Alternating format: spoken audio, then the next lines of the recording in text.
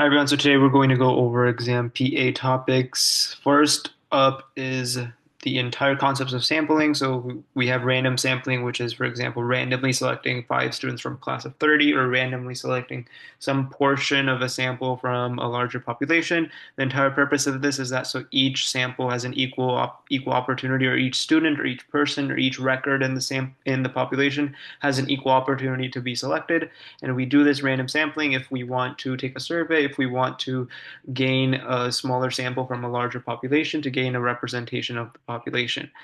Next, we have stratified sampling. This is when we create strata or categories within our entire population and then take random samples between each of those strata or each of those categories. So for example, we can have science, arts, business, and engineering. These are the four different majors in a college, possibly, and each of these have different students. We want to select a random sample from each of these strata or each of these categories and then aggregate them to make sure that we have an accurate representation of each of the strata or each of the groups. We want to make sure that, hey, science does have 200 students. We want to make sure we also get a representation from the engineering, which is 50 students. So by doing stratified sampling, we're able to capture a representation of each strata or each category. So that's stratified sampling.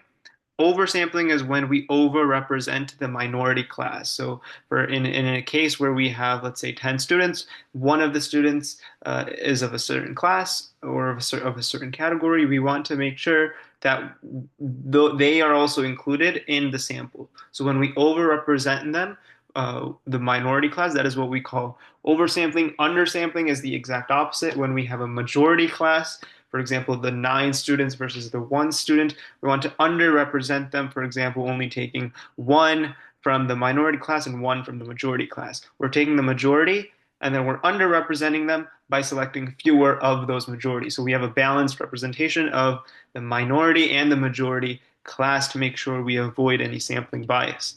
Next, we have systematic sampling. When that is where we are following a pattern when we're drawing these different records. So, for example, you can have a list of people, and you randomly select of the fifth person that comes in at the door. We select that person for our sample, and so really creating a structure when drawing these records, that is what we call systematic sampling. There's a system, there's a structure to when you're sampling these records. Now, why do we want to sample? The first reason is to create a representative data set of a manageable size. We know that the entire population may have a large size. It's very computationally expensive to process the entire population. Can we create a smaller sample, a representation of the population with a manageable size? That is the first reason. Second is we may know that the full entire population may contain outliers that aren't representative of the entire population. So this includes not just outliers, but biased, irrelevant data. Many times we have irrelevant samples in the population that aren't representative of the general norm. And so when we create these samples, we're creating a representation, an accurate representation of the population, such that we're removing these outliers and biases and irrelevant data to capture the nature of the population, to capture a good, accurate representation of the population. Next is to create a balanced data set from an imbalanced data set. So techniques like oversampling the minority class or undersampling the majority class, these are used when we have an imbalanced data set. Say in credit card fraud detection or really any fraud detection, you're going to have probably less than 1% of these records actually be fraudulent. And when you're building out your machine learning model, just having like a 99% accuracy isn't really a good metric. You need to look at things like precision and recall to see, is your data set, is your machine learning model actually capturing those 1% of cases accurately. And to do that, you need to make sure that when you're creating your training data set, that you accurately sample between the minority and the majority class, and you have a balanced data set. And so that's one of the reasons why we want to sample, is to create this balance from an imbalanced data set.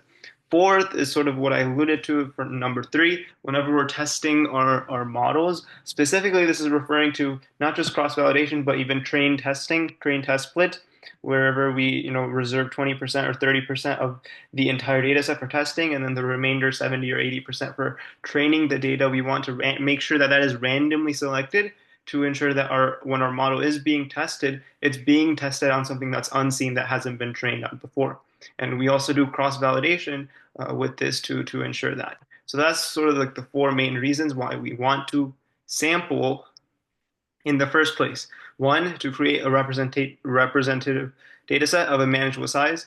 Two, the entire data set, the full population may have outliers, bias, or irrelevant data. We want to make sure we're not capturing that in our representation. Three is to create a balanced data set from an imbalanced data set. And four is for model testing whenever we're doing cross-validation or whenever we are doing train test splits.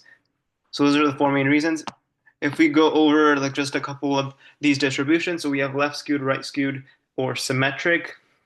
Symmetric, we know mean is equal to the median. Left skewed, where the median is greater than the mean. So the middle value, or you can also think of this as like the central tendency, is perhaps a better representation of the entire sampling of values rather than the mean, because we know that the mean is obviously very sensitive to outliers. And so whenever you do have a data set that is sensitive to these outliers or you have large values, a median is typically a better representation of what the general trend or the general central tendency of the data set actually is. We know that the variance refers to how spread out the data points are from the mean. Multimodal distribution, where this is not just referring to where we have two distinct modes in the data set, but also the fact that these two distinct modes come from two different distributions. So that is something to keep in mind whenever we're talking about multimodal distribution, is that each node comes from a different distribution. And why would they come from a distribution? That's due to an underlying systematic structure. That's due to some sort of pattern or that is specific to each of those distributions, specific to each of those happenings or systems. And so understanding that helps you to understand why there were two different modes or spikes in the first place. Then if we go into a couple of these plots that are actually critical for like the EDA portion when you're doing PA and when you're writing these responses. So we want to know that bar plots are the ones that have spaces between each category. And they do not divide into bins. So you can think of this as something where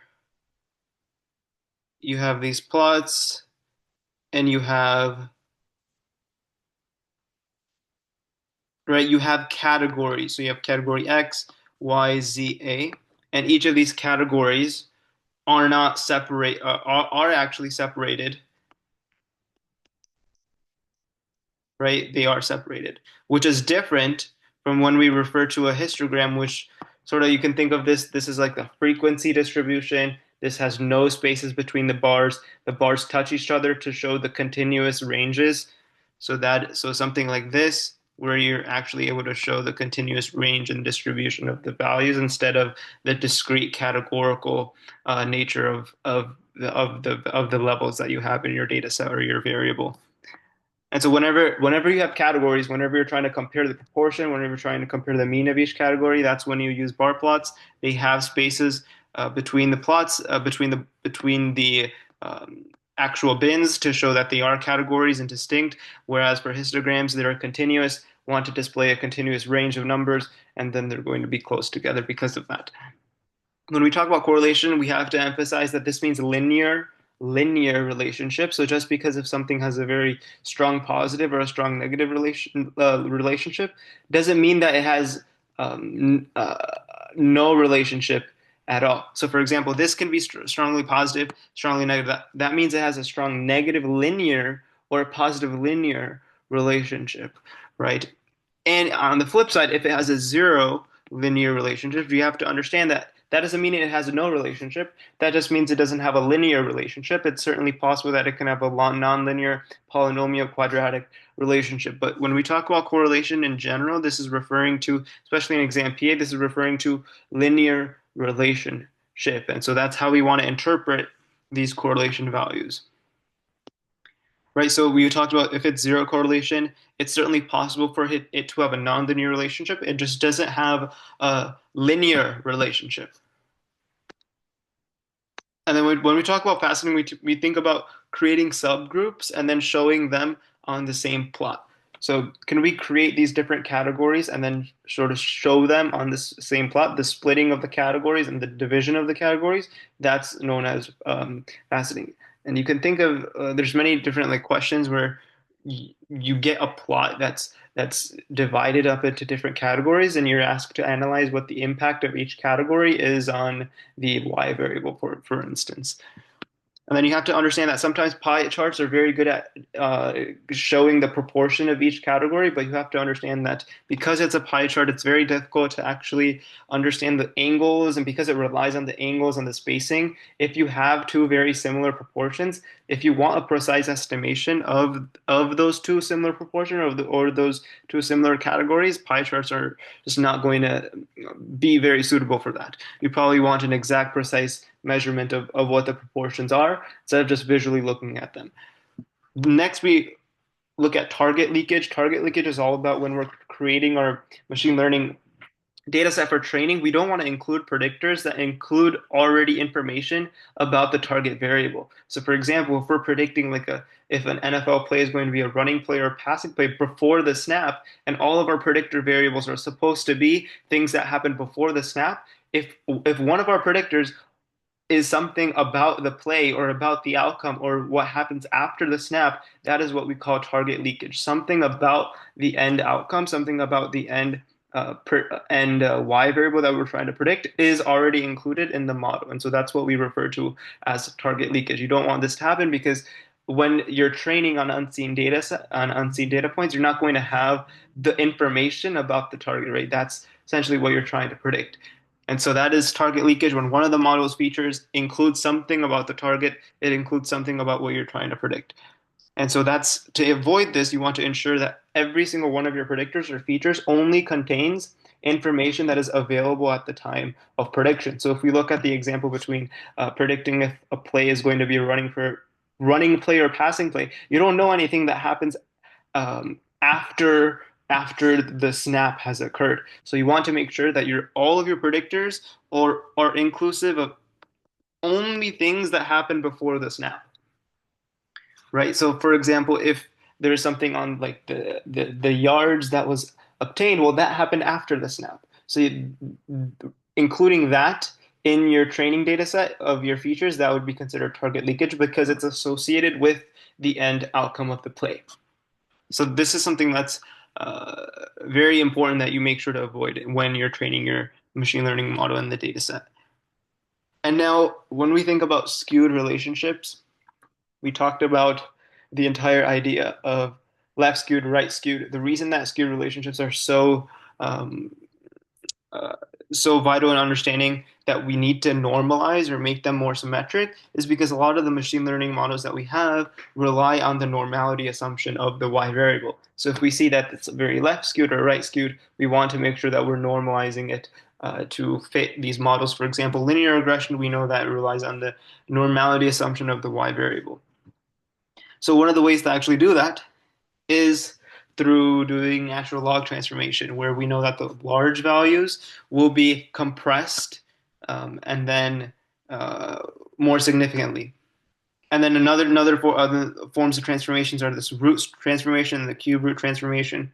These also push large values closer to zero, though not as strongly as a natural log transformation. And then they can also be applied to zero without any adjustment. So we know that natural log of zero is undefined. So obviously you're probably going to have to apply some constant phase shift before you actually apply the natural log transformation. Thing about roots and cube root transformation is you don't actually have to apply the adjustment.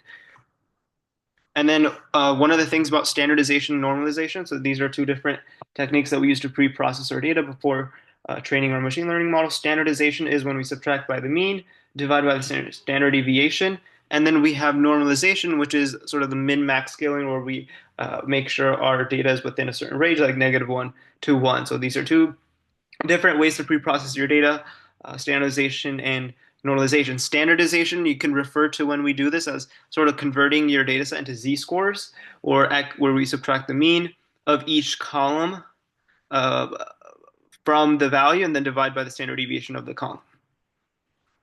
And then we know that the cube root has a stronger pole than the square root because obviously it's a cube root, but a weaker pole than the natural log, unless if the cube root is between 10 and 90.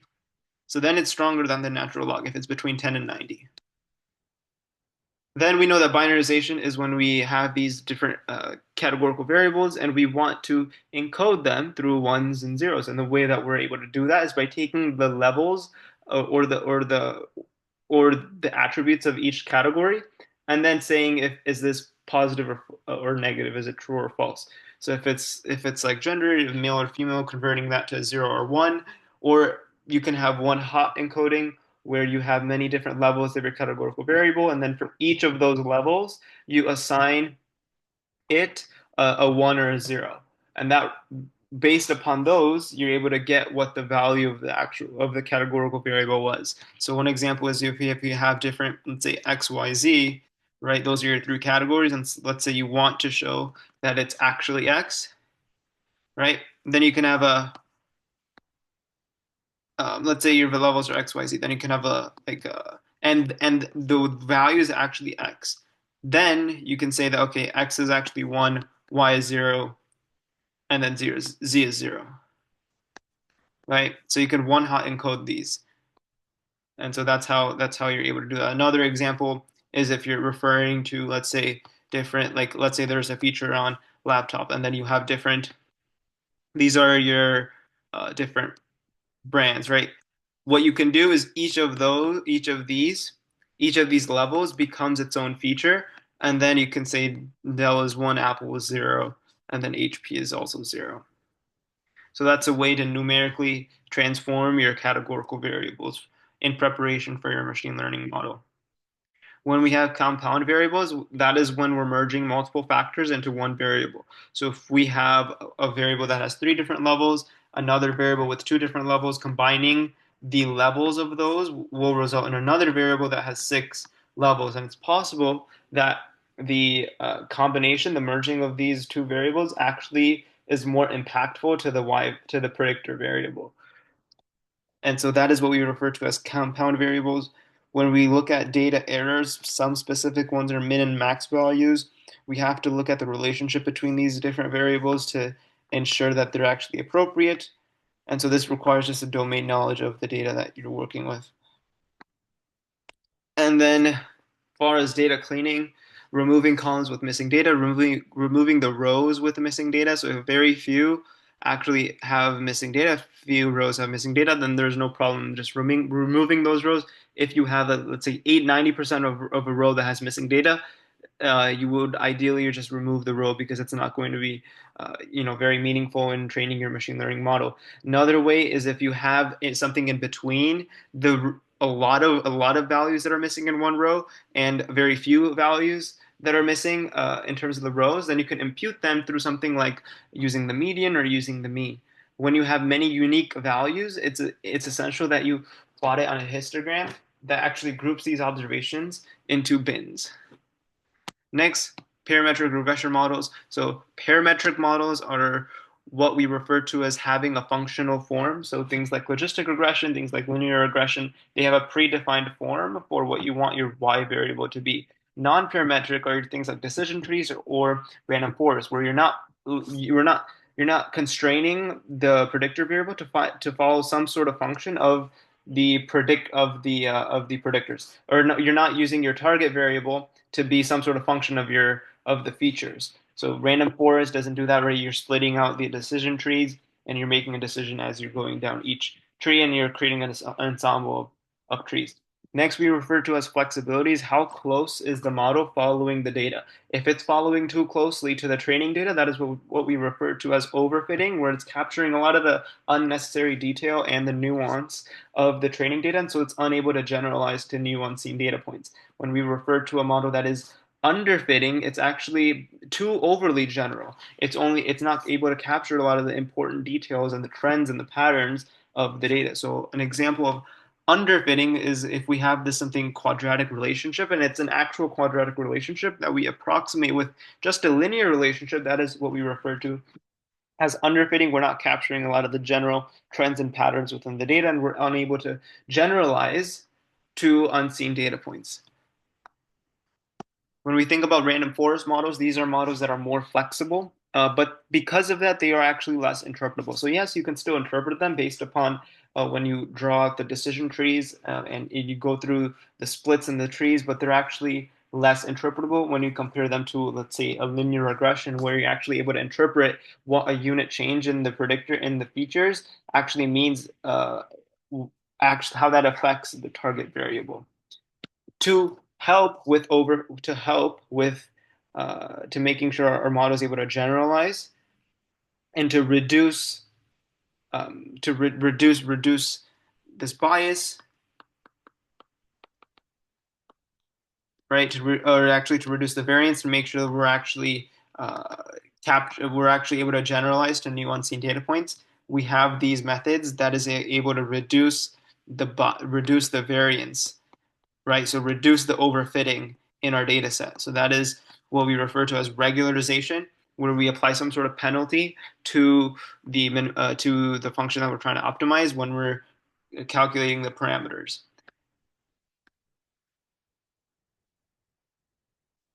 Stepwise selection is when we do forward or backward selection, so forward selection is where we start with an intercept only model, and then we test out different predictors. And when we see that one predictor significantly improves the AIC value over the other predictors, then we add that. And then we iterate through this process. We test out all of the remaining predictors, see which one best improves the model, and then we update the model. So this is a greedy algorithm. You're only looking at the what's the next best action to take, and then this is how you get to your model. Backward selection is where you start with a full model, and then you remove variables based upon the most optimal AIC value that you're able to get.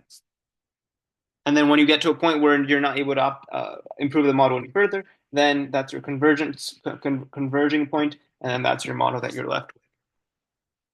When we refer to sensitivity, recall, specificity, we know that accuracy is not everything. We know that especially in cases when your data set is imbalanced, for example, in the fraud detection data set where you only have like 1% of each 1% of the entire data set that's actually fraudulent, things like sensitivity, specificity, false positive rate, precision is going to help you get a better understanding of how the model is actually doing predicting those fraudulent cases, right? Because a 99% accuracy doesn't really mean a lot when 99% of your data is not fraudulent, right? You want to sensitivity, specificity are important metrics, especially in an imbalanced data set. So when we think about sensitivity, we're referring to as out of the actual positives that were in our data set, how many of those did we predict correctly? How many of those were true positives, right? That were positives and we predicted correctly, right? And then out of the actual positives. So of the actual positives that we have, how many of them did we correctly predict? Specificity is out of all of the negative predictions that we have, how many of those negative predictions did we accurately predict? Precision is out of all of the positive predictions, how many of those positive predictions were actually correct? So you can see the difference in precision and actually sensitivity. The denominator in the sensitivity is the true positive labels, whereas precision is actually all of the positive predictions. When we think about validation set, you have to understand that validation set is different than the test set. So we have our training set where we train the machine learning model. We have our test set where we're able to evaluate the performance of our model. And then to actually select the model, we have a different set that we use, which is called the validation set. Next, we have descriptive, predictive, and prescriptive analytics. Descriptive analytics is all about EDA. What are the different associations to my target variable? What levels of those target of my categorical variables influence each other? What's the relationship between those? Do a combination of those actually impact the target variable more than the individual variables? Understanding all of that and understanding the exploration of the data set that is descriptive, you're trying to develop insight from the data. Predictive is when you're trying to predict a certain outcome where you're able to develop your machine learning model to actually predict something of value. Prescriptive is when after you've predicted something of value, deriving some some sort of outcome related to it, some sort of recommendation, some sort of actionable insight, some actionable practice that you're able to implement based upon your machine learning model, based upon your EDA. And so these are the three forms of analytics, and they typically go in this order as well. When we look at, now let's go over to interaction terms slash F tests uh, and our typical statistical tests. So whenever we do linear regression, we're going to get obviously coefficients, and we're going to see if those coefficients significantly differ from zero. If they do significantly differ from zero, then we know that they're significant. If they don't, then we know that they are not significant. And then we also have F tests, which actually compare models to one another. So they actually are able to compare entire models, and they capture really the joint effect instead of the individual effect of each of the predictors. They capture to see if a group of predictors are actually contributing something to the model. Interaction terms are all about measuring the joint influence of two different variables on the target. So it's possible that a single variable doesn't influence the target, but then when you combine that with another variable, that joint influence actually has a significant effect on the target variable. When we look at assumptions of linear regression, so linear regression has many different assumptions. First is the independence of the errors. We know that the expected value of the error should be zero. They should be or homoscedastic, right? So non-constant have to have a constant variance.